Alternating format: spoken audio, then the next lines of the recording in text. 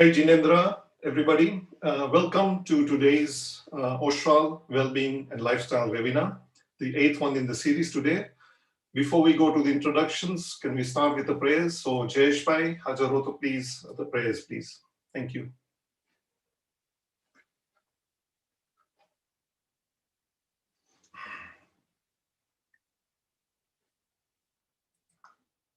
ॐ नमो अरिहन्ताणम् ॐ नमो सिद्धाणम् ॐ नमो आयर्याणम् ॐ नमो उवज्जायाणम् ॐ नमो लोए सब्वसाहुणम् एसो पञ्चनमुक्कारो सब्बपावपणासणो मङ्गलाणं च सव्वेशिम् पढमं हवै मङ्गलम्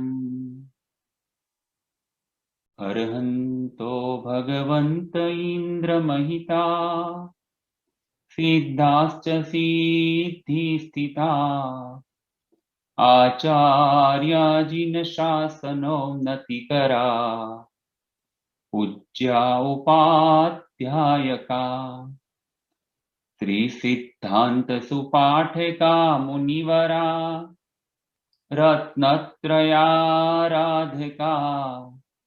पञ्चैते परमेष्टिनः प्रतिदिनं कुर्वन्तु वो मङ्गलम् कुर्वन्तु वो मङ्गलम्।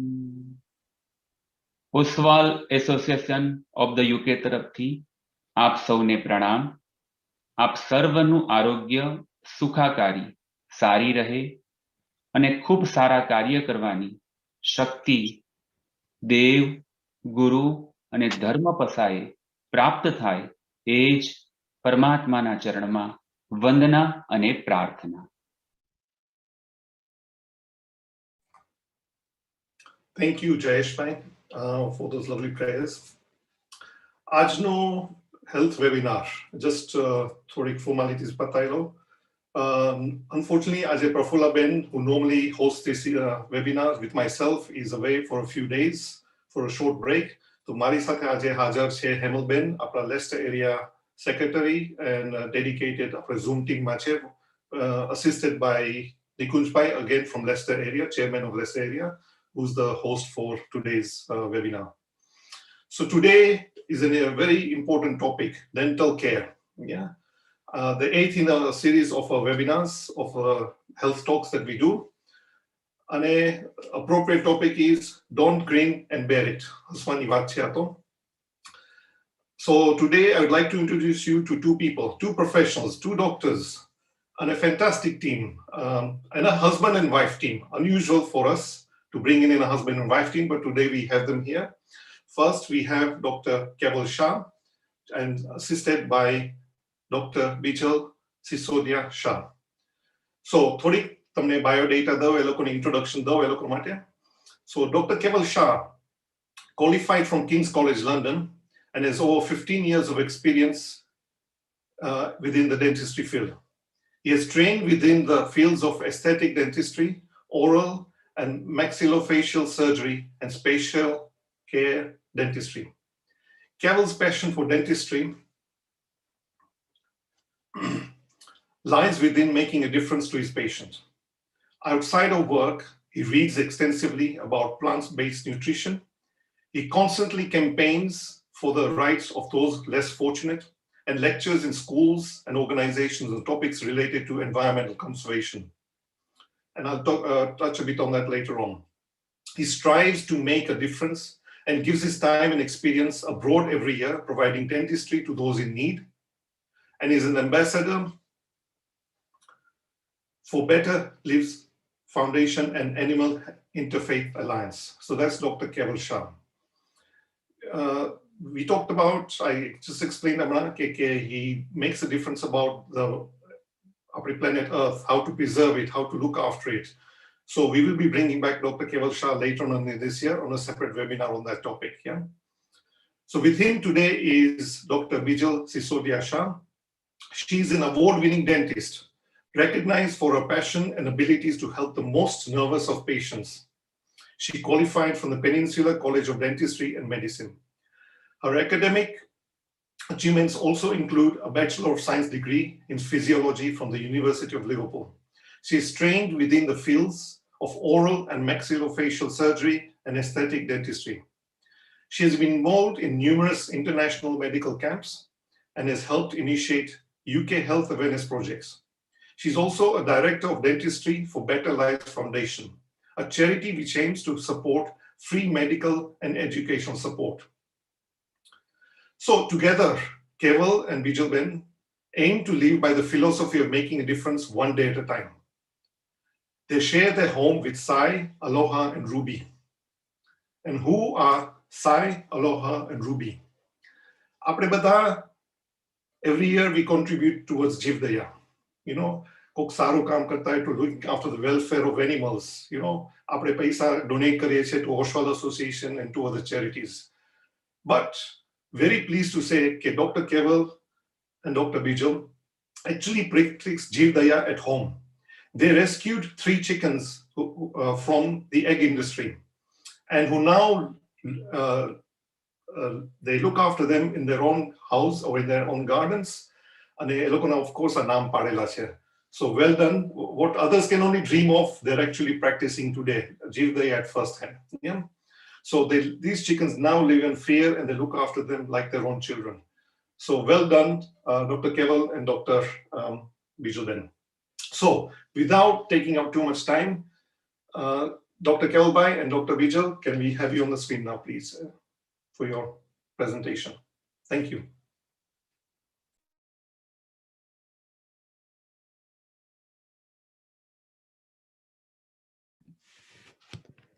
Jai Janendra, everyone. Jai Janendra.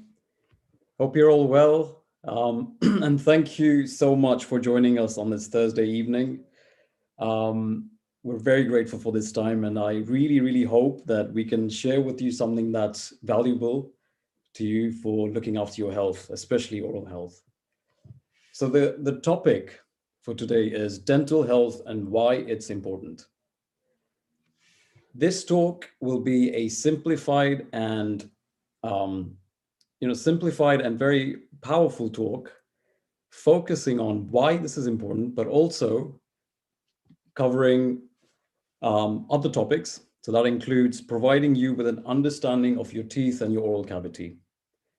Also, why regular visits to your dentist and hygienist are very important. And finally, sharing with you good oral hygiene practices and top tips. Now, this sounds very, very simple, but you'll be surprised to know that there might be information in there that could actually be not known to you, and you could actually start using it so you can look after your teeth effectively. For a lot of us, this might be things that we already know, so it'll be a really good reminder. So we're going to focus on that, but the key thing here is prevention.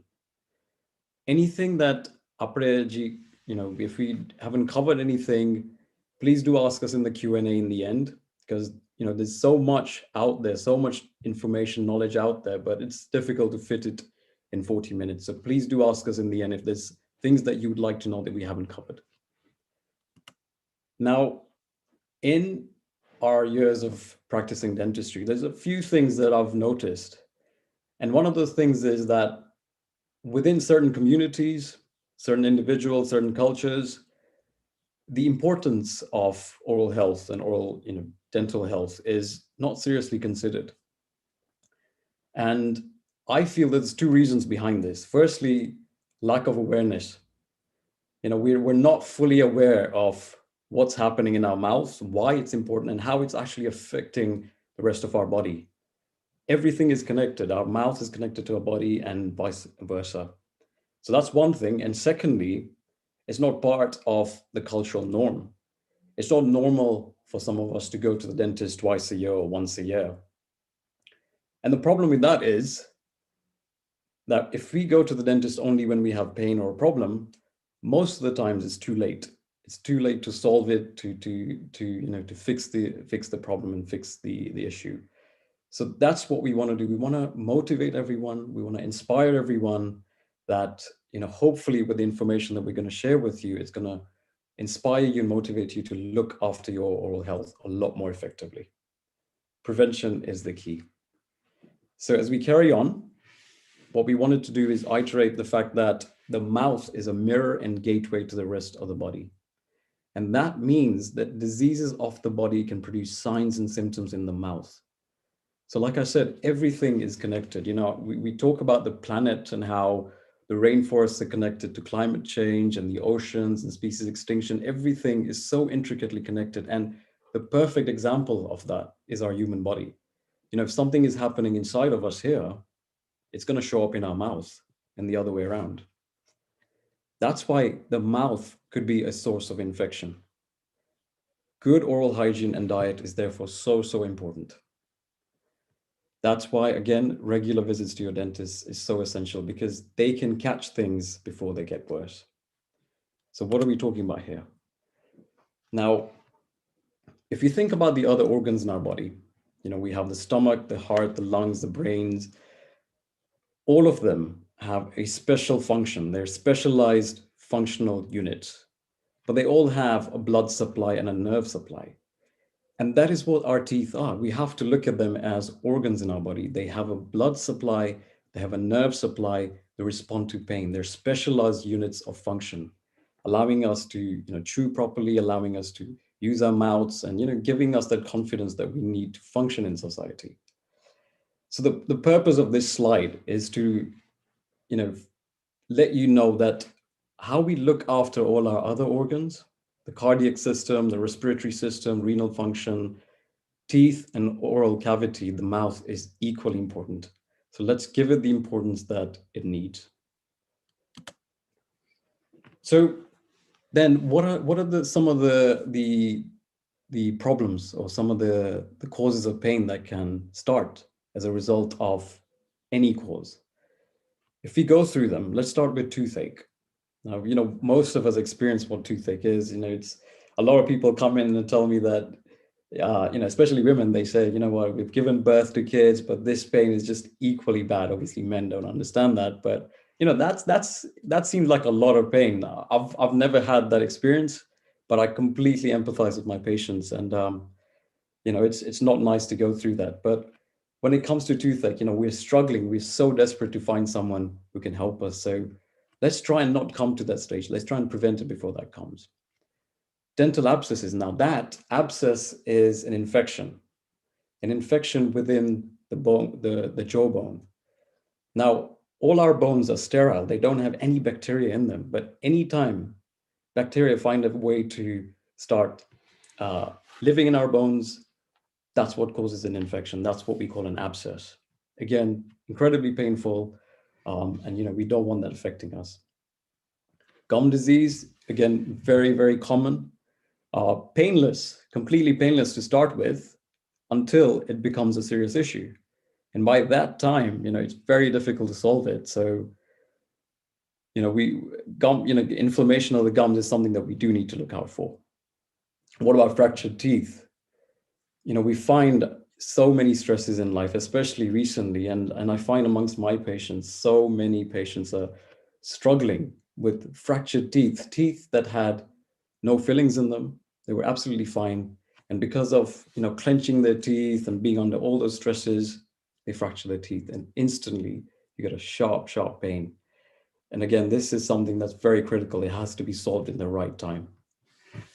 Dry mouth, we have a lot of elderly people now on lots and lots of medication. Unfortunately, a lot of these medications have side effects, and one of the commonest side effects is dry mouth. When you get a dry mouth, it gets incredibly sore. It could lead to tooth decay, it could lead to gum disease. Not nice at all. So let's see, what causes dry mouth and how we can prevent it. Mouth ulcers, we've all gone through this, we've all experienced them. Most of the times they are things that we might have chewed our cheek, or we might have hurt it with our teeth or chewing something. But sometimes they could be because of something else. Sometimes they could be because of hormones, stresses, even oral cancer. So again, ulcers do need to be checked, especially if you suspect that they're not going away, if they last for more than a week, a few weeks, if they're unusual. This is something we do need to look at. What about impacted wisdom teeth? Again, this is something that most of us have experienced. A lot of the times they do need removal, but sometimes they're in the beginning stages. They're just teething problems. So we could check it and then assess if they need removal or not. And finally, some good news, right? one more, temporomandibular joint disorders. And this is the joint that is basically our lower jaw is fixed to the upper, our skull, and we move up and down. It's like any other joint in our body. We have our knees, our elbows. If we have a problem in this joint because of a ligament issue, a tendon issue, disc issue, it's going to cause a lot of problems. And if you think about it, how often do we use this? All day long. And especially when we chew on really hard foods, it comes under a lot of stress. So again, a lot of causes, a lot of possibilities, and it definitely needs to be checked before it gets worse. But as Bijal said, good news, because most of these are preventable, but you need to know what you're looking for, and you need to know when to go to the dentist. So let's take an example, a typical example of what most of us might be going through. So let's take, for example, Mr. Stress. Now he is 56 years old. He's married. He's father of 2 children. His occupation is accountancy, and he suffers from hypertension and diabetes type 2, and he's also a smoker. So he comes in, for example, and this is his complaint. He says, over the last few months, I'm getting headaches, especially when I wake up in the morning. I know I should have come earlier, but because I've chipped my back tooth. It wasn't really hurting until now. And I think it may have developed into a big hole after I lost the filling. Oh, and I've also noticed my tongue is very sore for the last week. I've just been so stressed with work and I've been worried about coming. It has been some time since I saw the dentist last, and generally I'm quite nervous about coming. Now, how many of us can relate to something like this? For all sorts of reasons, there's so many things that might come in the way of actually seeing the dentist. So what do we find during Mr. Stress's consultation? So there's a fair few things. So going on what Mr. Stress has described, what he is concerned about, what have we seen? Well, when I'm examining his teeth and his oral cavity, I've noticed there's quite a lot of wear on his teeth, and this is often known as attrition. His gums also look rather swollen. I notice also multiple ulcers on the side of his tongue, on the inside of his cheek, and his teeth do appear a little bit sensitive as well. And when I took some x-rays for him, I was able to see that there was decay quite close to the blood and nerve supply of one of his teeth. And when I was examining his jaw joint and his muscles that attach his jaw joint, I could feel he was saying that it was very tender. So just in that space of time of having a consultation and getting to know Mr. Stress, I already know his stress. There's already so much I know about him just by having a look into his mouth. So why have we called him Mr. Stress? During this difficult time of the pandemic, in one way or another, we have all experienced stress. And stress is one of those things that can manifest within the oral cavity, but the rest of our body, and it can really have an effect that sometimes we overlook. So it's really important to go to the root cause of the problem. But let's have a look and see what each of these might say and how we can then go ahead and prevent these. So, I mentioned that on his x-ray, and he mentioned that he noticed he'd chipped his tooth, but the hole had become larger and he'd left it. Now, this is called dental decay, also known as dental caries. Now, dental caries is normally established because there is too much sugar intake. Okay. Now, when we talk about sugar, automatically we will all think about sweets, chocolates, biscuits, fizzy drinks. But sugar can also be classified in different types of foods in terms of carbohydrates as well. So grazing throughout the day can often be a cause. The reason being is we normally say the mouth can take up to about 4 hits of sugar. Now that sounds amazing. However, that includes your breakfast, your lunch, your dinner, and a snack. So often it's what we're doing in between those times. So what is causing the dental decay for Mr. Stress? Now, he is stressed, so he's not having time to really look after his diet. So he's finding that he's having breakfast bars, quick fixes, lots of sugary teas, and coffee as well, just to keep him going. So the sugar hits that he's having within his tea and coffee are causing this decay. So soon as the mouth is consumed of anything that has sugar, the bacteria that we all naturally have in the mouth literally feeds off of this sugar. And that is then going to produce an acid, and that is how the cavitations are formed. Also, poor oral hygiene. So if you're not using the floss, getting the angles in the right way off your toothbrush towards your gums and your teeth, not using the right type of toothpaste, these things are going to be affecting the teeth. Now, I just wanted to show you here, this is a classic diagram here that shows us exactly the sequence of events that could occur. So, Mr. Stress said that he started off with maybe a slight chip on the tooth, and then the hole got bigger and bigger and bigger. And, Keval mentioned that each tooth is like an organ. It's got a blood and nerve supply. I like to think of this like a little heartbeat, keeping this tooth alive. And you really don't want anything affecting this little heartbeat beating. So what's happening here is the bacteria is going further into the first layer, which is enamel, then into the second layer, and getting into the blood and nerve supply. And this can lead to an infection, often known as a dental abscess. But this is preventable.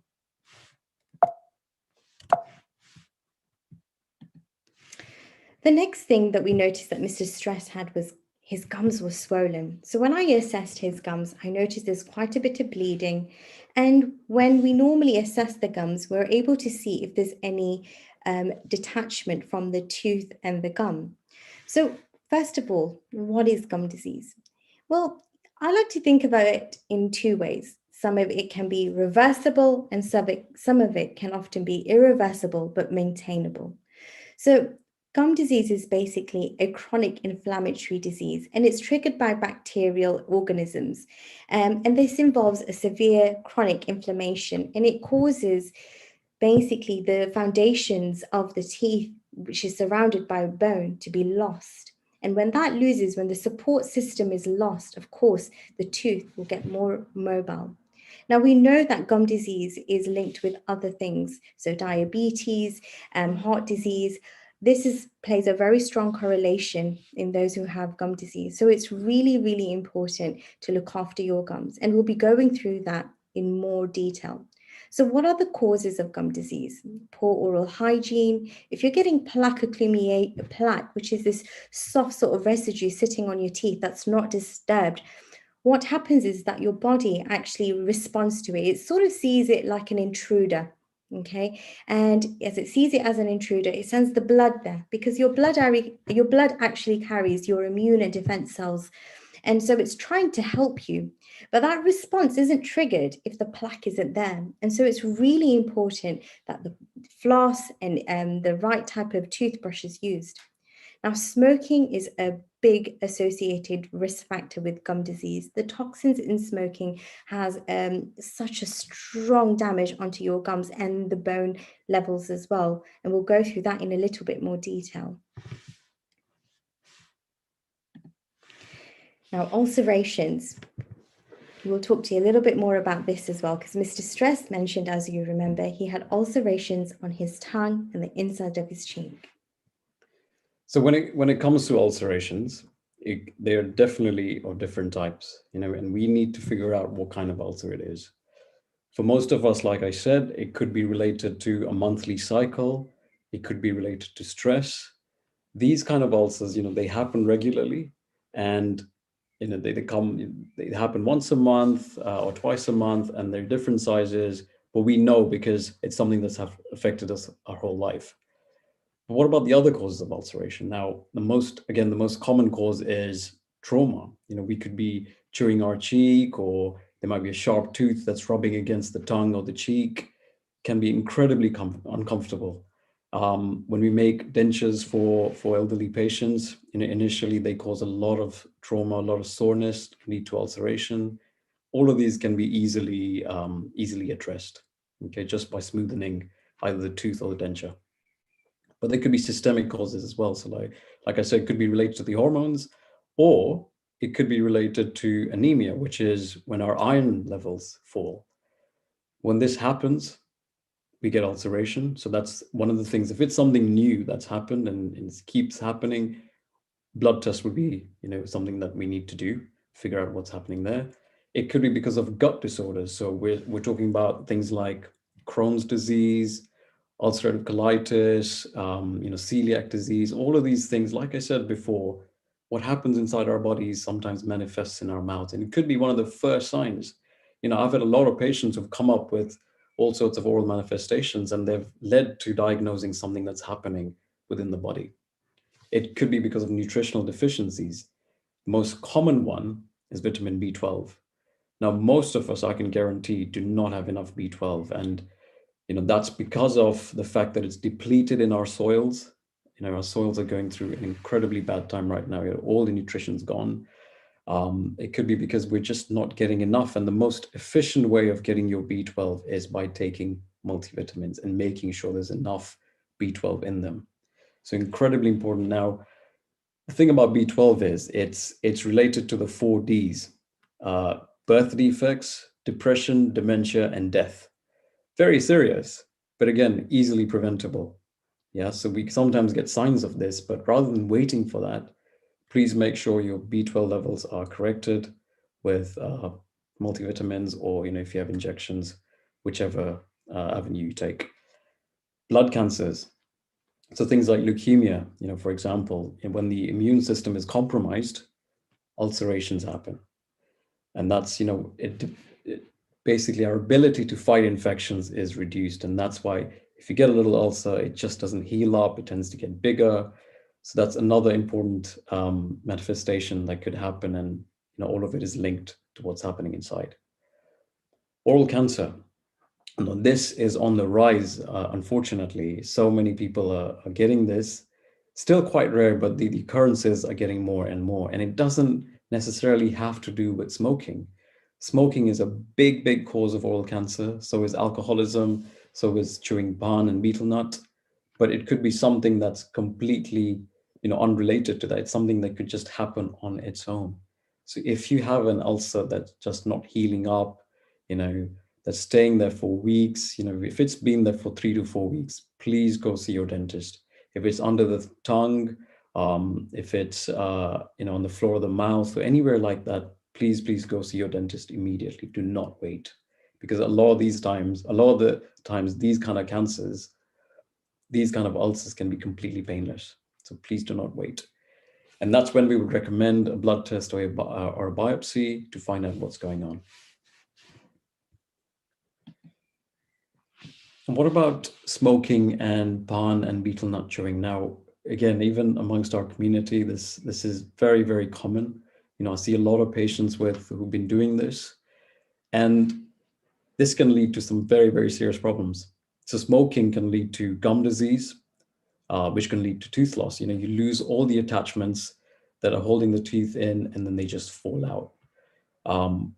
Preventable, again, but the problem with smoking is if you do it long term, the effects stay in our body and in our mouth for a very long time. So the sooner we quit, the better. Once the teeth are gone, we could have implants, but it's never the same when you lose your own teeth. Oral cancer, we've covered that. Again, smoking, pan chewing, and alcoholism are biggest causes of it. Dry mouth, we briefly talked about that. Again, this is something that we see in smokers and people that chew pan. Bad breath, obviously. Staining, which is incredibly stubborn. We could be scaling all day and it just doesn't come off and it just doesn't look nice. So, that could be another reason why you might want to stop. And one of the most serious ones is something called submucous fibrosis. Now, I've seen a few cases of this, especially amongst Indians who chew pan. What happens in this is you get fibrous tissue building up in your cheeks. And with time, the amount that you can open your mouth just keeps getting less and less and less. And when that happens, even putting food in your mouth becomes next to impossible. Brushing your mouth, chewing, eating, everything becomes impossible because these fibers on the side of your cheeks inside get so toughened up that it prevents all of that from happening. So biggest reason for stopping is this. And, you don't want to get to that stage where you've got it, because it's not something that we can treat, unfortunately. Okay, so parafunctional habits. This is something that I am seeing on a daily basis with patients, and more so during this pandemic. Now, what is this? So parafunctional habit is when you may be clenching or grinding your teeth either during the day or the night. Now, as we mentioned, you have your jaw joint here, and we have this jaw joint, but attached to this jaw joint, this tiny little joint here, is 4 large muscles. The largest being this one here, the temporalis muscle right here. And if you remember, Mr. Stress said when he wakes up in the morning, he gets headaches. Now, when you go to the gym, for example, you're working your muscles, and next few days, if you haven't been in a while, everything starts to ache. And this muscle is no different. If you are overusing this muscle, this is going to ache. So if you're clenching and grinding your teeth at night and you're waking up with headaches, you're seeing wear on your teeth, this is something you need to come and see us about. Now, what can cause this? Now, often this is a very subconscious habit, but this is very much stress related. So this happens subconsciously as a trigger of stress. And I always say to my patients, try and find that time to actually think about what stresses there are so we can actually deal with the problems head on and try and eliminate the causes of stress. We're finding that meditation, mindfulness exercises, and I know most of us have been outside going for walks and just taking in the fresh air. And it's the small things actually that will make a huge difference to us to actually relieve our stress. There are also things that we can provide you with, things like sleep clenching inhibitors. So these are little devices that you wear at night that prevent your jaw muscles and your teeth from meeting, but it relaxes the jaw, and so that the muscles can relax as well. But if this is something that hasn't been addressed, and this is something that's going on for quite a few months or years, this can lead to actual jaw joint issues. So if you are having jaw pain and headaches associated with this, please go and see your dentist. There are so many things that we can do to help you with this. So the question is, what does your mouth say about you? So from Mr. Stress, we know that he was stressed. We know that he was clenching and grinding his teeth. Possibly because of his poor diet, he may have deficiencies in B12, iron. He could be anemic. There are so many things that we know about him already. So the question is, what does your mouth say about you? And this is why it's so important to have regular visits with your dentist. There are so many things that we can pick up before they get into a chronic phase. So let's talk about all the good stuff now. We've talked about all the potential problems that, you may be facing, things that you can relate to. But the good news is it is preventable. And this is the real crux of this presentation, I feel, is to let you know what you can do to make a difference and a change for yourself at home. It sounds so simple. We wake up in the morning and we brush our teeth. So simple, right? But are we doing it the right way? Are we giving the attention to our gums and our teeth? As I spoke about gum disease, we talked about the attachment of how if you imagine that's your tooth and that's your gum, these two should be so snug and tight. But if there is inflammation because there is a plaque buildup, then this gum is going to get inflamed. And as it gets inflamed, there's a little pocket developing, and that's where food, plaque, bacteria are starting to form. And as they start to form, they form a concoction of all these different types of things inside of there that causes the bone eventually to be lost. And we don't want that. We want those gums hugging nice and tight towards your tooth. So the ideal brushing technique. Now, I always recommend an electric toothbrush for 2 reasons. When we're using a manual toothbrush, we can sometimes be overzealous, and this can cause wear of our teeth and our gums, causing something called gum recession, where we're sort of pushing down our gums and causing also wear on our teeth. But if you do it the right way, manual toothbrush can be just as effective. Clinical studies have shown that electric toothbrushing is definitely more effective. So I just want to show you what is the right way. So as you can see here, if the toothbrush is angled towards the gum line, And your toothbrush will actually show you. Your toothbrush will actually tell you if it's an electric toothbrush. Most of these have now pressure sensors. If you're brushing too hard, it will tell you. Okay, so make sure when you are using your toothbrush, if it's an electric, hold it there for a few seconds, about 5 seconds towards the gum line, and make sure you're getting to all the surfaces of the teeth. Then the next thing is flossing. I don't know how many of us, sometimes, we've had a hard day at work and you're just like, I want to go straight to bed. I'll get to the flossing tomorrow. And tomorrow becomes maybe a week, 2 weeks, 3 weeks, a month.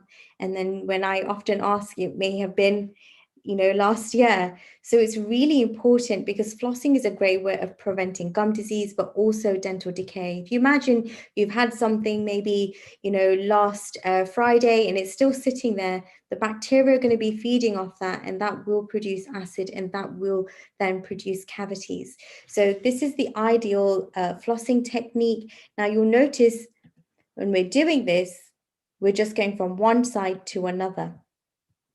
I'm just going to show you that one more time. We're going to go from one side to another. And this is because often when I show my patients how they are flossing, it's often this sawing action. Now, if you've got healthy gums, you're still going to have a bit of bleeding if you're sawing away at your gums. So the best way to do where that peak of gum is, slide on one side, come back up, and then to the other side. And the ideal time to do brushing, ideal time to do flossing is alongside with your toothbrushing, first thing at night, and first thing in the morning, and then last thing at night. So what are our prevention and top tips? Brushing twice a day with an electric toothbrush, using a fluoridated toothpaste. Now, this is important because clinical studies have actually shown that if you're using a toothpaste that doesn't have fluoride in there, you have a higher risk of having dental decay. Fluoridated toothpaste at the right concentration, which are regulated, so you're looking at about 1,450 parts per million for adults and 1,000 parts per million for children over 6 years old. So this is the right concentration, and it acts like it's like an armor for your teeth, preventing from the acid attacks about to occur for the day. Using interdental brushes. Now, these are great. My only one bugbear is a lot of these things, even electric toothbrushes, even though things are changing now, is a lot of this plastic. And I always encourage my patients that no matter what, what line of work we are in, we are all human beings on this planet, and everything that we do has an impact, even from what we use in our mouths. So now, we're finding more sustainable products on the market, from bamboo interdental brushes, even compostable floss. So do look out for those. You get those in all different types of supermarkets and Amazon and all these different places, but do have a look and trying to find the most sustainable uses. Now, as you know, I mentioned the mouth, has natural bacteria, and we all have this, but it's important that this natural bacteria doesn't become an unhelpful bacteria. So using tongue scrapers to get rid of any bacteria on the tongue, because that can also be one of the causes to bad breath as well. So I definitely encourage use of tongue scrapers. Now, how to prevent decay is really simple. You can still have the good stuff of life, but it's about everything in moderation. So we say limit the sugar frequencies and confine the sugar hits to your meal times.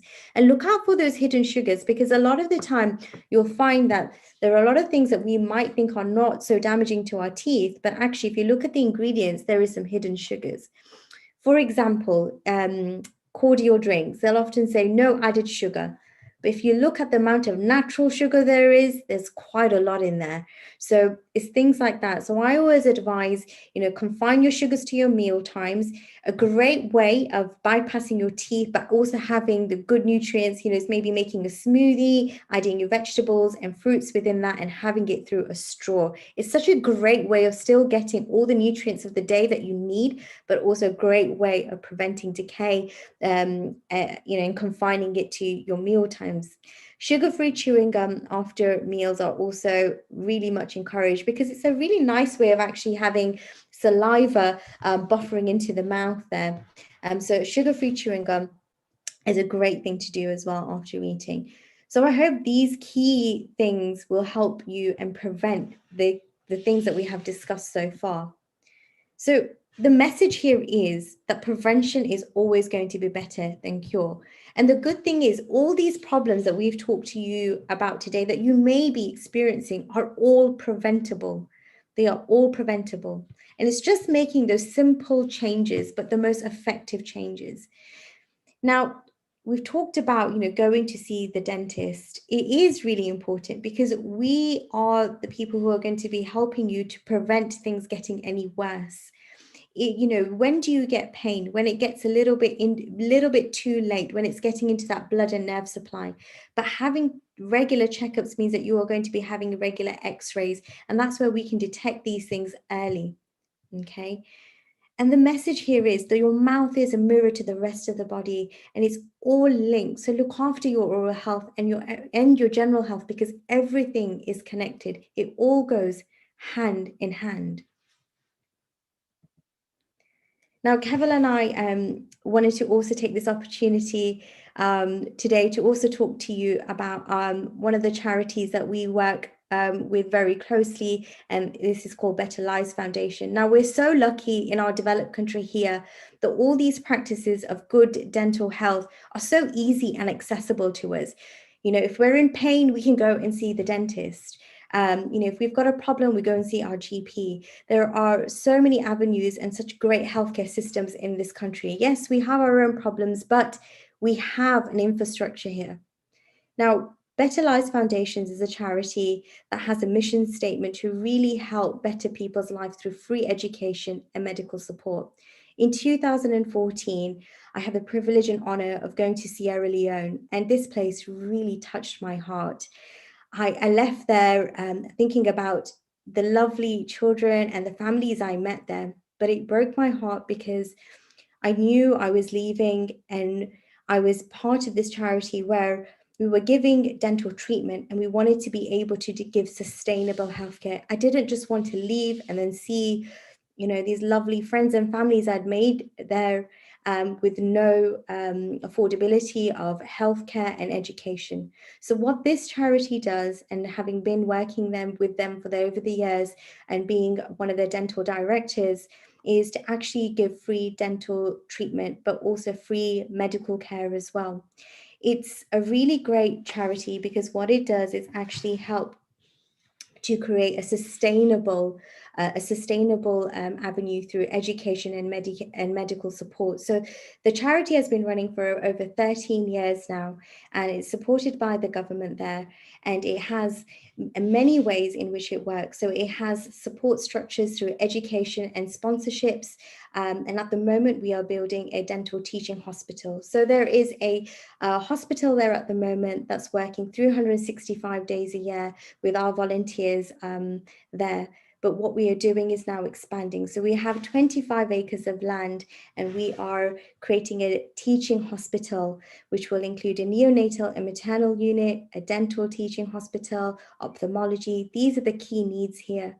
So this is one of the things that I'm so passionate about, because this country in 2018 was declared to only have 2 dentists.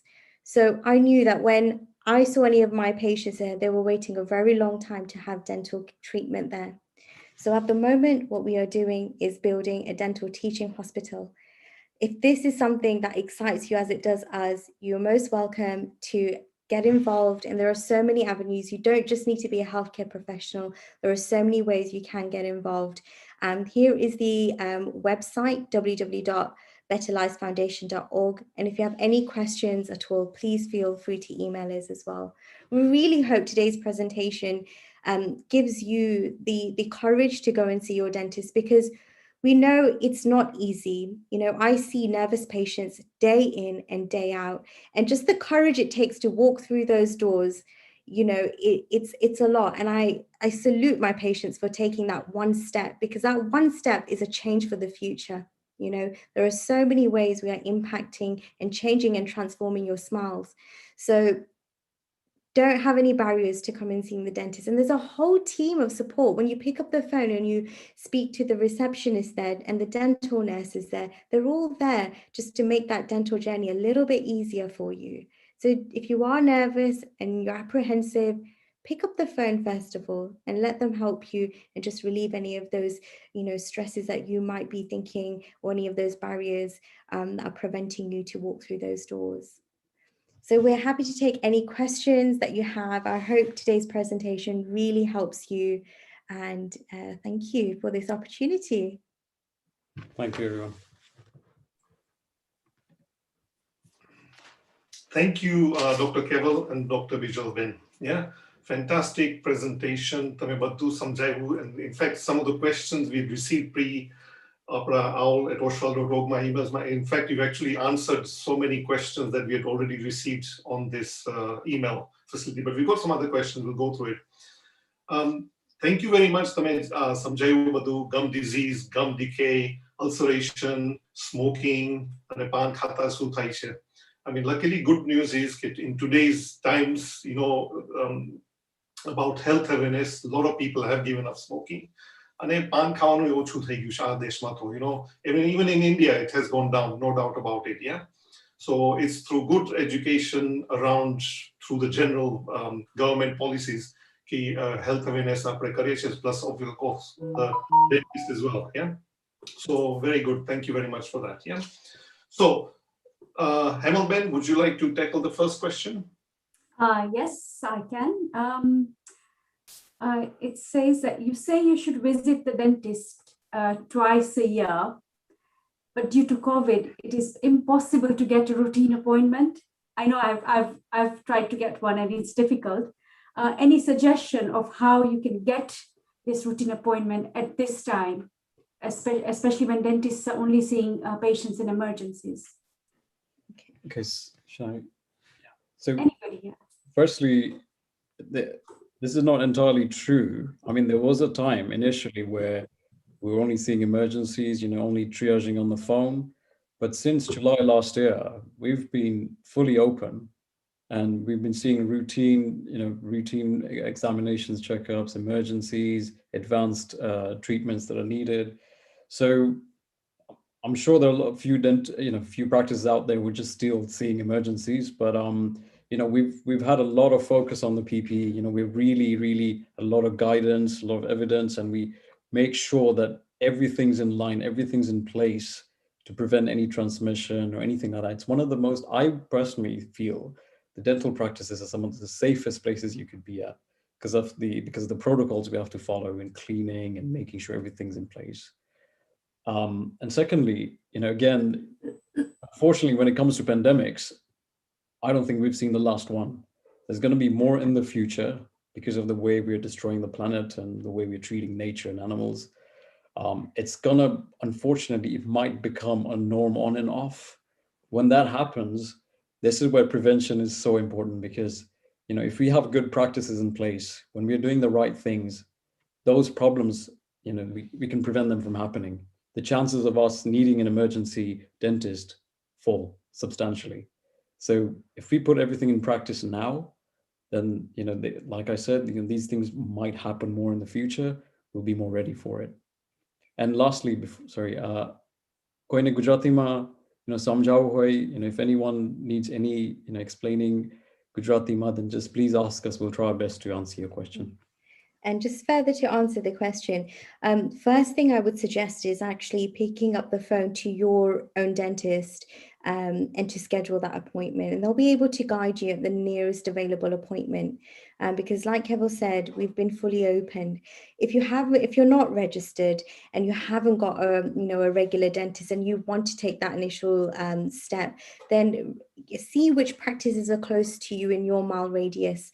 The one-on-one service, if you are in pain, is available and will be able to help you also to find the nearest dental practice to address your needs as well. So those are the options, should you want to take that first initial step as well.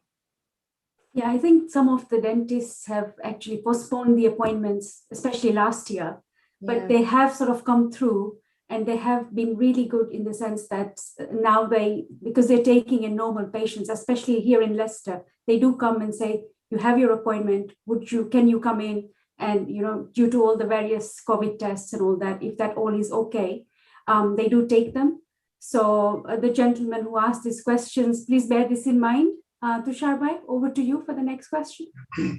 So, Bijal Ben, you talked on a very important topic about going to see the dentist and not being scared.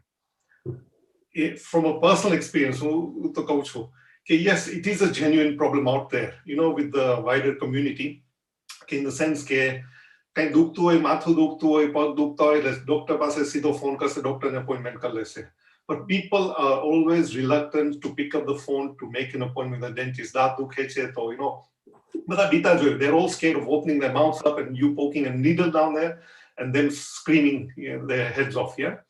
So there is a taboo that's to be broken, but I think with lovely dentists like you out there, I don't think you and I would hesitate to make an appointment, yeah? હું પોતે બીતો to go and see a dentist, yeah? But it is a general common problem out there in the community. Yes, you're right. So the next question is, what are the effects of a chewing gum on your teeth, if there are any? Normal chewing gum. Yeah. So normal chewing gum is actually not damaging to your teeth as long as it's a sugar-free chewing gum, and often sugar-free chewing gum will also have xylitol in there, and this has actually preventative properties in there. Now, when you're chewing gum, you're actually taking off anything that's sitting in the pits and the fissures of your teeth. But one of the other things it does is increases saliva, and saliva is a great buffering capacity. It literally is just helping to wash away and actually neutralize the pH in your mouth. So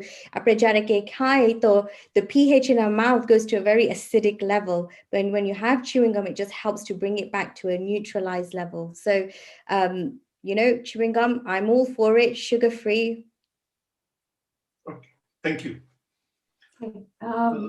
I guess,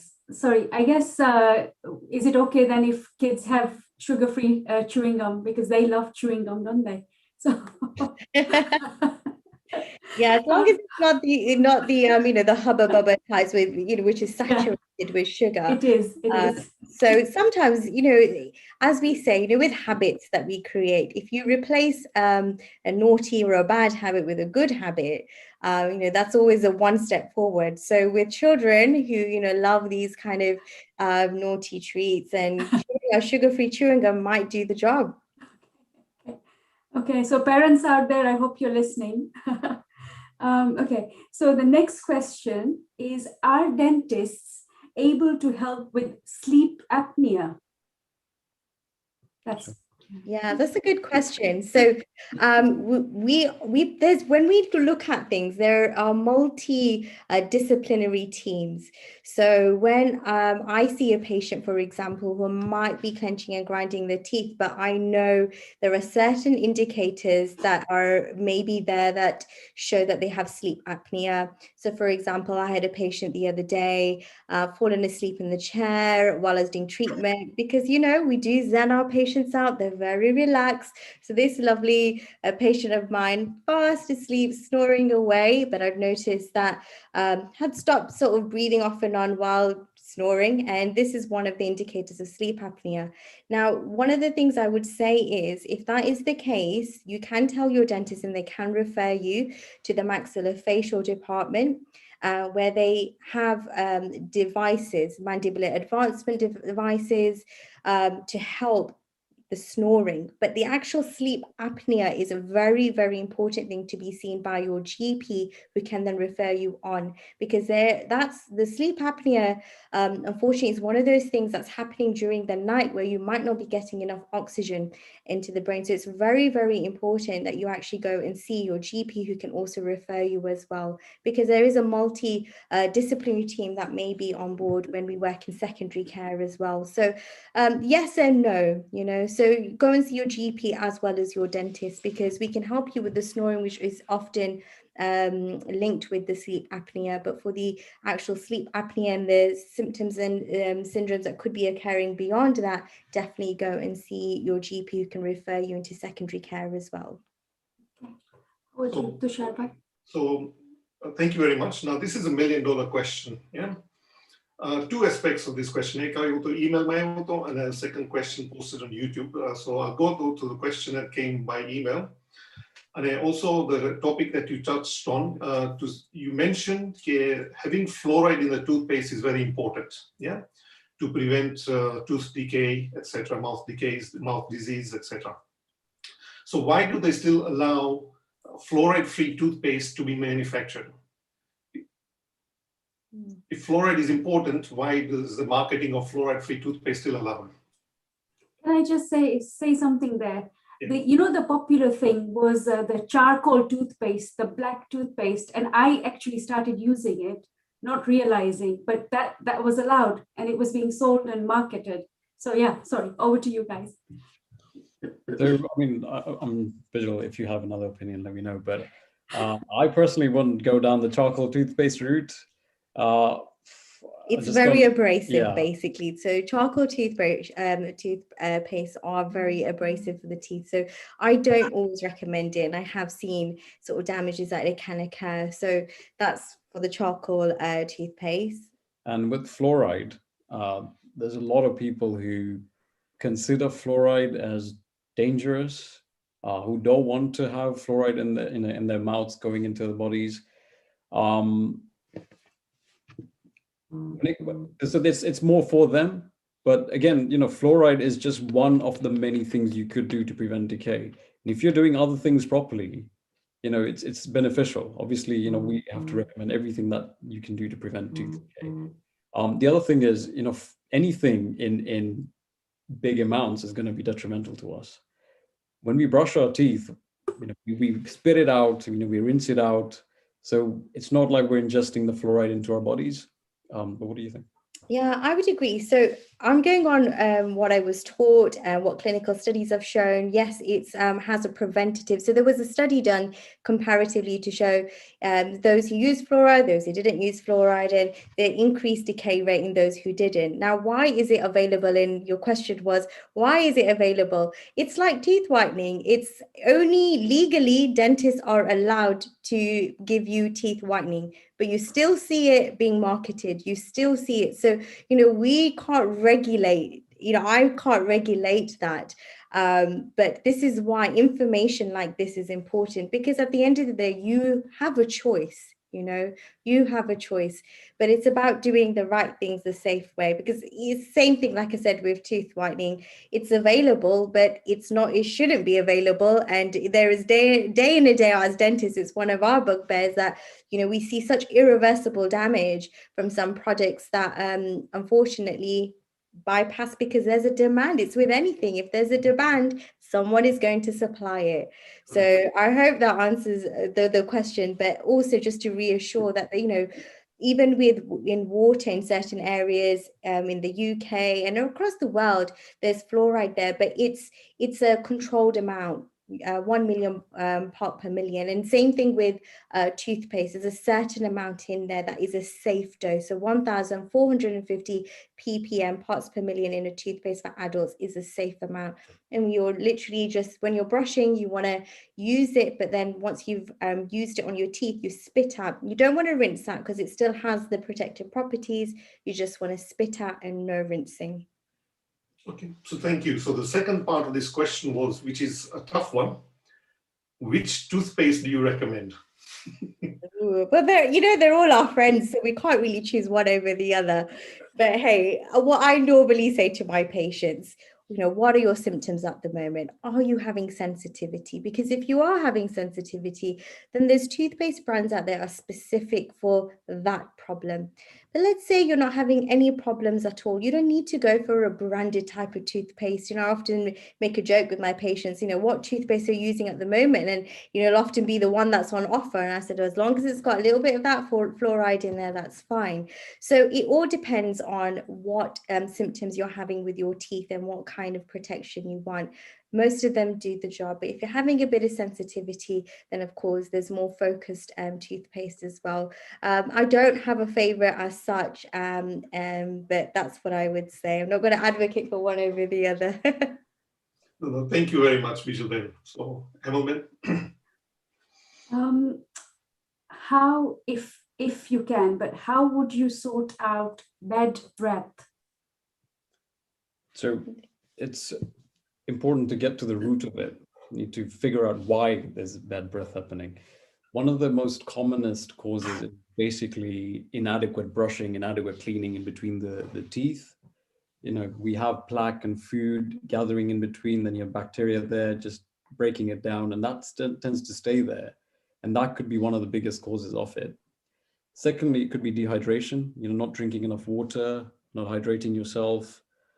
Thirdly, it could be the medications that you might be using that's causing bad breath, smoking, all sorts of causes for it. So it's important to find out why it's happening. But most of us, it depends on the food that you eat. But main thing is food that you eat and not brushing and cleaning adequately, and that's usually the cause of the bad breath. And making sure you're hydrated, that would prevent it from happening. Okay, thank you, Keval. So the next question is about an electric toothbrush. Ito tamara presentation આવી ગયું. That's always better than the manual toothbrush that we all are probably using at the moment. So excellent advice on that. What is root canal treatment, please?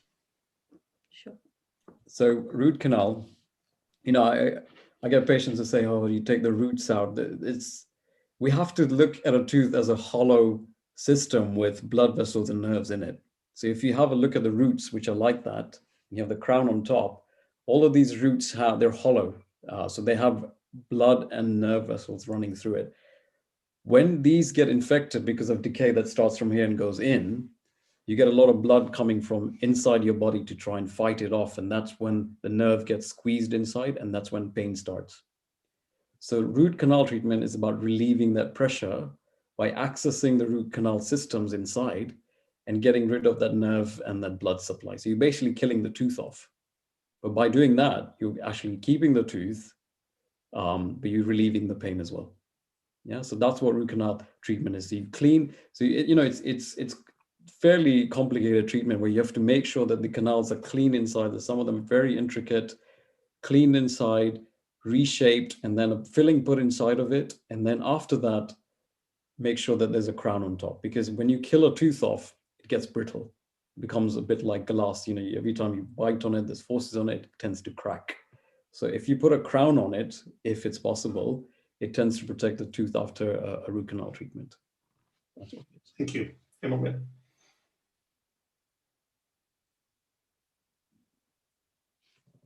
You're on mute. Sorry. A little part of the question for the electric toothbrush was, if you have a crown or you have part dentures, then can you use an electric toothbrush? Is it possible to use an electric toothbrush? Yes, electric toothbrush is fine to use on your crown. That's not a problem. With your denture, you want to be taking it out and placing it into disinfectant. I don't always encourage, brushing the denture so thoroughly, because it can abrade the surfaces of your denture, which means it can pick up a lot more staining as well. So when you are using electric toothbrush, use it just for what's inside of your mouth as well. And just to go back to your question about types of toothpaste, now there are so many more sustainable toothpaste as well. There's so much plastic packaging now. We are so much more aware of it. So do look out for the different types of toothbrushes. Even with the electric toothbrushes now, bamboo heads are available. The interdental brushes have bamboo as well. These are more sustainable resources as well. So every action that we are taking on a daily basis, let's make sure it's let's make sure it's a kind one. So even with your toothpastes, they come in these plastic tubes. There are so many different now environmentally and sustainable toothpastes out there as well. Okay, over to you, Tushar. So a lady had a broken tooth and she had some fillings done, and it was still causing her issue. It kept on breaking the filling. So she had a stronger filling done, but she still gets a sharp pain regularly. What can be done for that, please? So when it comes to sharp pain after having a filling done, it's usually because the filling might be a little bit too high. So that tooth gets caught first when you chew down. So the ligament that holds the tooth gets inflamed, and that's why you get pain every time you put pressure on it. Or it could be a crack in the tooth, where again, if pressure comes from the top, you get flexing of both parts and you get sharp pain again. Those are usually the two reasons. But the third reason could be it's such a deep filling that the nerve has been affected. And when the nerve gets affected, you get accumulation at the bottom of the tooth. Again, you get pain on biting. So those are usually the three causes of sharp pain. So we definitely recommend to go and see your dentist again, just so they can have a look and make an accurate diagnosis clinically, because it's a bit difficult sort of, over virtually, but just to reassure you, the best thing would be to do is definitely go and see your dentist, explain exactly when your symptoms are, whether it's when you're just biting on the food, if there's any sensitivity to it, if it's keeping you up at night. These kind of things will really help the diagnosis and help your dentist to help you. Thank you. Somebody is asking, I'm not sure whether, I'll just say, it says, what implants are available? That's the question, what implants are available? When it comes to implant dentistry, it's again a specialty. It's not something that Bijal and I do or get involved with. So it's best to ask again, to be referred to a specialist who can go through the different systems and different type of implants that might be out there. Okay, thank you for that. Tushar? So if somebody's gums are deteriorating over time and the dentures regularly become loose, and then they can't chew their food properly and it feels very uncomfortable. So any solution to that when they have to change the dentures frequently? So I would say, again, get to the root cause of it. If there's gum disease that's happening, that's making the dentures weak and deteriorate, that's what needs to be addressed first. So we have stability. And then once you have stability, you can make a stable denture. But a lot of the times, if it's advanced gum disease, if that's why the gums are deteriorating, it's very difficult to try and keep them in one position so you can put a denture in. So I would suggest, if there's a situation where none of the dentures are staying in and it's causing a lot of problems, implants could be the way forward, whereby, maybe you have 4 implants placed and then you have a denture put on that's not moving, it's stuck on, attached. But again, the foundation, the gums and the bone have to be really good for that to work. So get to the root cause of it and then everything starts to fall in place. Thank you. Gum guards. My dentist charged £150. He said the NHS cost is 300, and you see gum guards for between £10 and £50. What would you advise on the best approach to get suitable gum guards? Okay, so gum guards, yes, there are a variety of gum guards that are available. You get these ball in the bag types that you can do yourself, but I would never recommend those. They're not very great, and the material as well. You really do want a gum guard made by your dentist, who will send it off to a laboratory that specializes in this and makes this. The other thing is it, if it's for a gum guard, so is it for when they're doing sports, or is it a night guard as well? There is a difference between that as well. And prices do vary from, it can vary. So different practices will have a different price range. So it's very difficult to say, because you have so many different types of guards as well. You get the normal ones that you wear at night, you get sleep clenching inhibitors. So without having a look at, unfortunately, the guard that this lovely patient has, it's very difficult to say. Yeah, true. Thank you, Bijal. Okay, so out there in the market, it's a big billion pound industry out there. Tooth whitening toothpastes, tooth whitening liquids, pearl drops, tooth whitening pens, etc., etc. Yeah, big business out there. So what is your opinion of using this over-the-counter tooth whitening products? Okay. As commercially, as preferred to going to a professional dentist like yourself? Sure. So, okay. So number one, whitening a toothpaste, do they work? So clinical studies have shown, and I see it myself, that these whitening toothpastes, to give you the results that you want, are not going to give you those results. Let's say if you want that Hollywood smile or that Bollywood smile, the toothpaste that has that whitening action is not going to do the job. And often because of this properties that they may have to try and whiten your teeth, they can be quite abrasive. Now, why is that important? Because if something is quite abrasive on your teeth, that first layer, which is that enamel, which is this lustrous white, masking over your teeth that you see, if that's worn down, if you were to have professional whitening and you don't have enough of it, you're not going to get your desired results.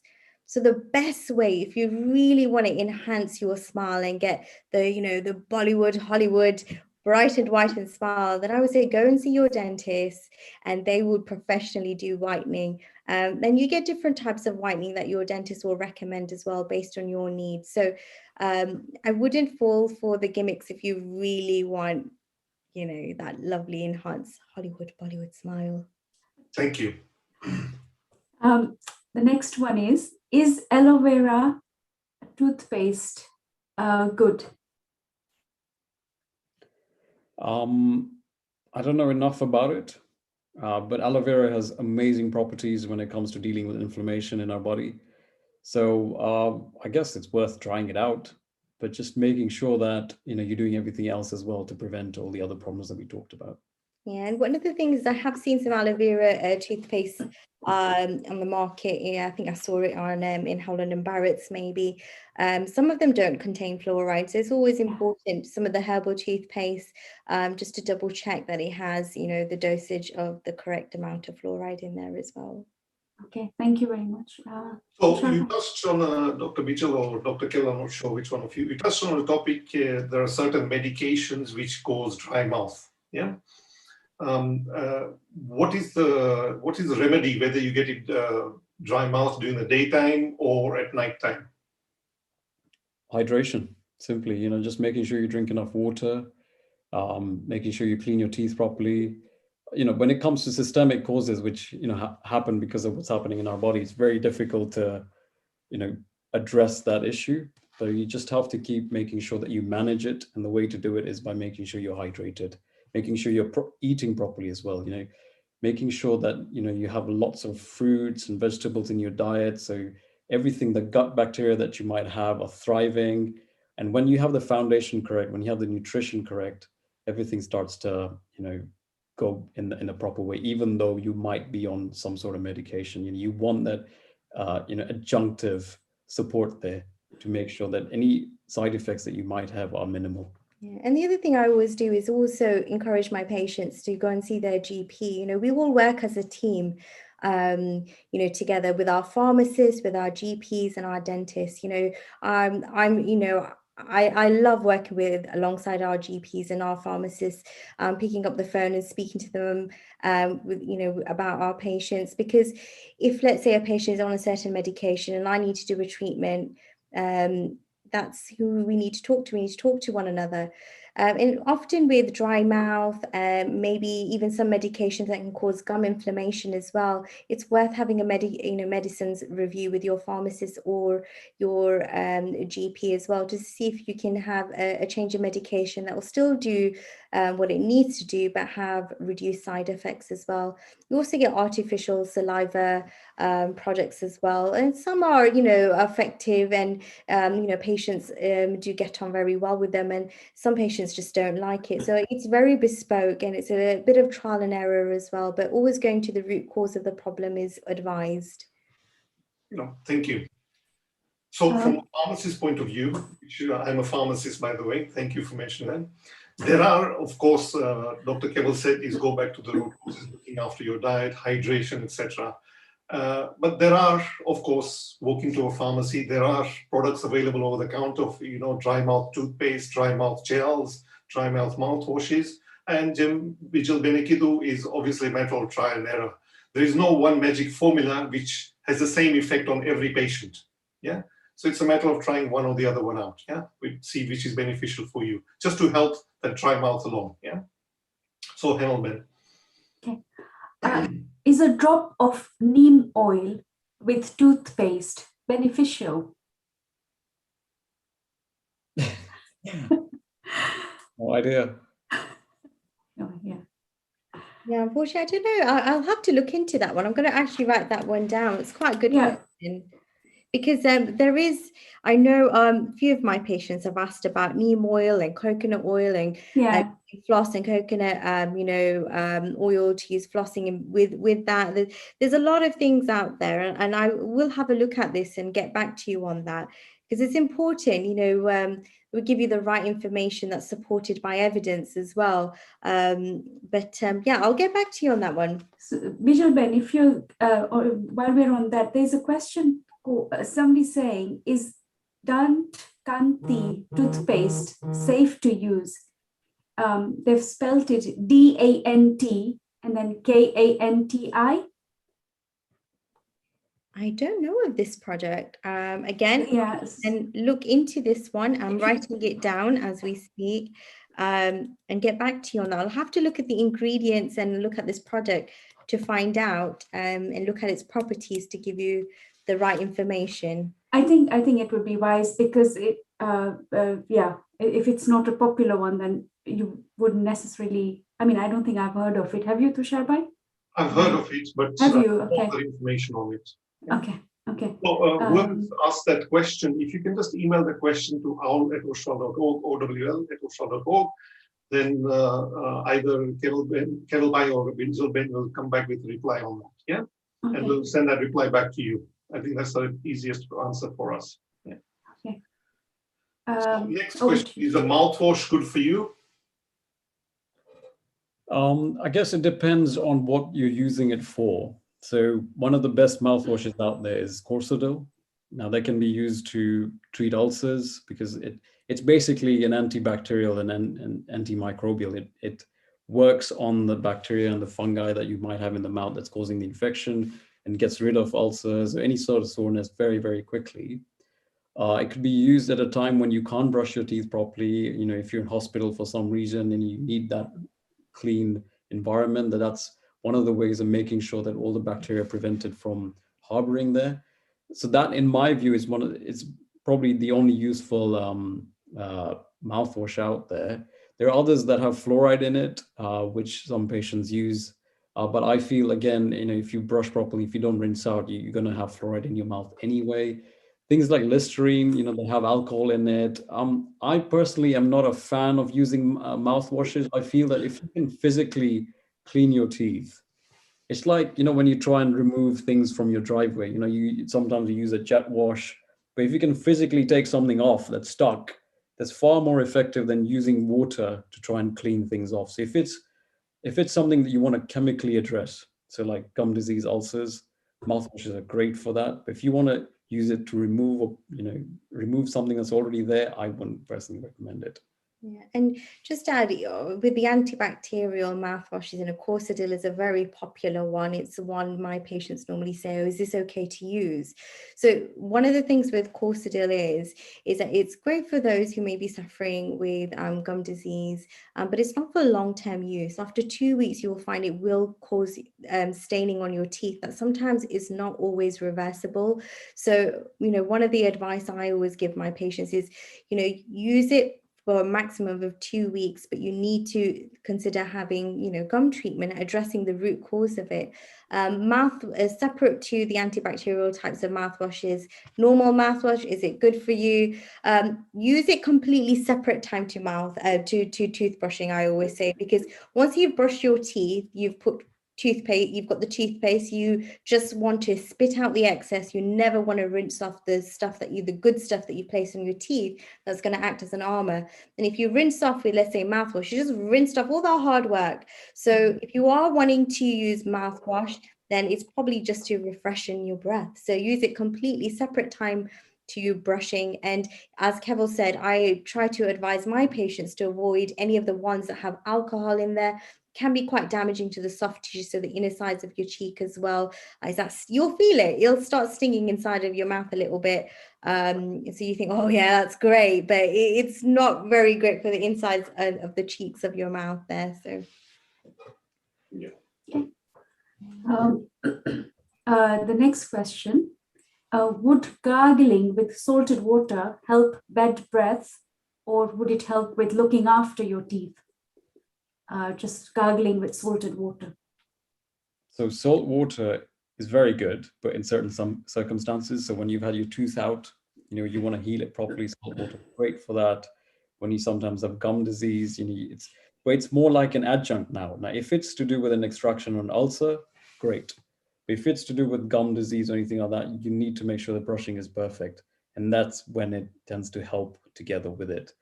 But salt water is one of the best mouthwashes out there, if you could say that. Pelanaji solutions that it still works. It still works well. Our moms and our grandmothers have told us. So it's still, I would say, yeah, go for it. Yeah. And it's not harmful. There's no chemicals in it. You could do it once a day, if you want. So as long as you don't swallow it, it's fine. Okay, thank you. Okay. Tusharbai? Next question, how often should you, what's that, Chanfei? It says change your toothbrush. How often should you change your toothbrush? Okay, how often should you change your toothbrush? Okay. Yeah, so you will see I normally say every sort of 3 months, you'll start to notice your toothbrush starting to splay out a little bit there, and that's just not going to be effective for you. But don't forget, our mouth, like I said, have, natural bacterias, and some are good and some are not so good. And so, those are going to be sitting on your toothbrush as well. And as we know with COVID as well, transmissible sort of viruses and diseases, you want to be changing your toothbrush minimum of 3 months. And notice that you can change it sooner if you're brushing quite overzealously with your manual toothbrush, even maybe with your electric toothbrush, and you're finding that you're changing your toothbrush a little bit too often. That's also something you need to look at as well, because it might be that you're just putting too much pressure on as well. But I would normally say look at the bristles on the toothbrush and minimum of every 3 months. Thank you. Okay. Next one, is root canal available on NHS? If so, how much does it cost? Both NHS and non-NHS. So yeah, they are available. It depends on the skills of the dentist, if they can do it or not. On the NHS, I think it's about £62 or something like that. I don't know how much it is privately. Every practice has different prices for it. But again, it all depends on the skill of the dentist. So that should be the one deciding factor for you to decide if you want to have it done with that dentist or not. Yeah, and your dentist will guide you, Okay, thank you. Tusharbai? So somebody's asking a question, is swishing the mouth with coconut oil or sesame oil in the morning good? I'm assuming that's something you need to research again, yeah? Yeah, I mean, Ayurvedic properties of coconut oil pulling, again, there are studies showing that, but I would need to have a look at that to give you an absolute correct answer for that one. Yeah.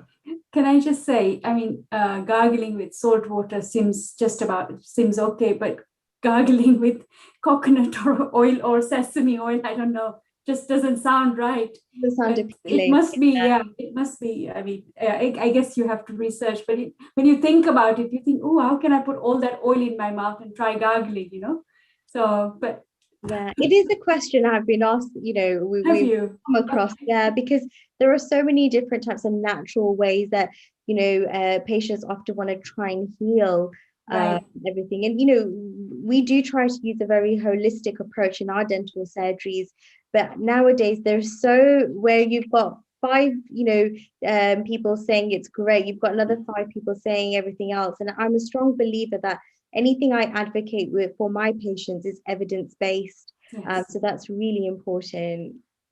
Yeah, true. Somebody has said that the Dant Kanti, the toothpaste is Ramdev product. So maybe if you wanted to. Okay. Baba Ramdev has a lot of fans around the world, so He has probably all the different products for everything, So yeah, just look into that. Thank you. Tusharbai, shall I just take the next one? Somebody's saying, instead of mouthwash, can you gargle with salt and turmeric water? I think that's, I mean, you've partially answered that, isn't it? Yeah. The only thing with turmeric, now turmeric is great because it has a lot of healing properties. It's encouraged to have once a day to ingest, but the thing with turmeric is it stains your teeth, right? So And the reason why I say this is that let's say we're doing tooth whitening with, the kind of things I say to my patients when you're doing teeth whitening, tea, coffee, red wine, curries, these kind of things, shark rotli is so difficult, and I say maybe tell mom if you're cooking, then hardan na bukta, because it's going to make your whitening work a little bit harder. So if you are rinsing your mouth out with turmeric, just be aware it's going to be a little bit of staining. Yeah, okay. Thank you for that. Tushar? So I'm going to take the last question now. That's come by email. Apna Kenya ma datar vaparta tha. Yeah. Keval bhai, you were born in Kenya, so you'll probably remember.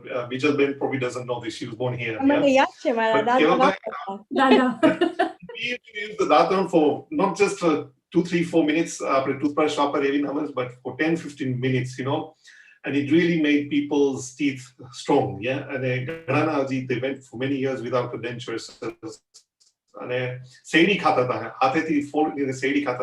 that made their teeth strong. What is your opinion of a datar in today's times?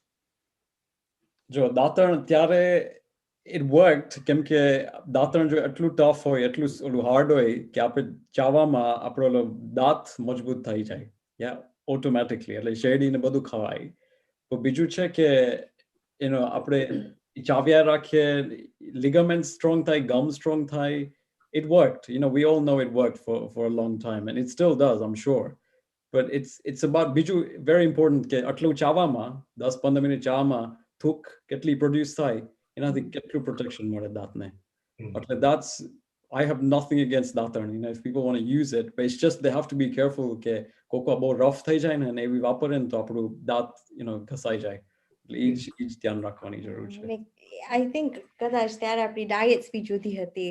Yeah, definitely. Sweets, chocolates, કેટલું બધું હવે available છે. So also, can you imagine anybody spending 15 minutes, like you spend 15 minutes brushing your teeth? I don't think anybody's, we're in a rat race at the moment. So it's I mean, from a manual to an electric toothbrush just to make, I know it's good for you, but it's easier as well, isn't it? It is easier. This is the hard work for you, yeah. Yeah. I just have one more question.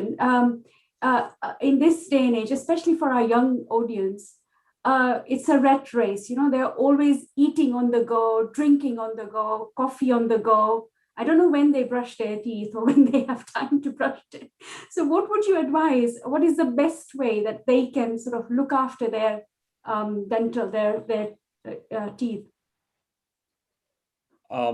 So for anything to become a really good habit, we need to figure out the why. The why has to be strong enough. The reasons behind it has to be strong enough. If it's not strong enough, that habit's going to go. They're not going to focus on it. So if we can strengthen that, that is the key to it.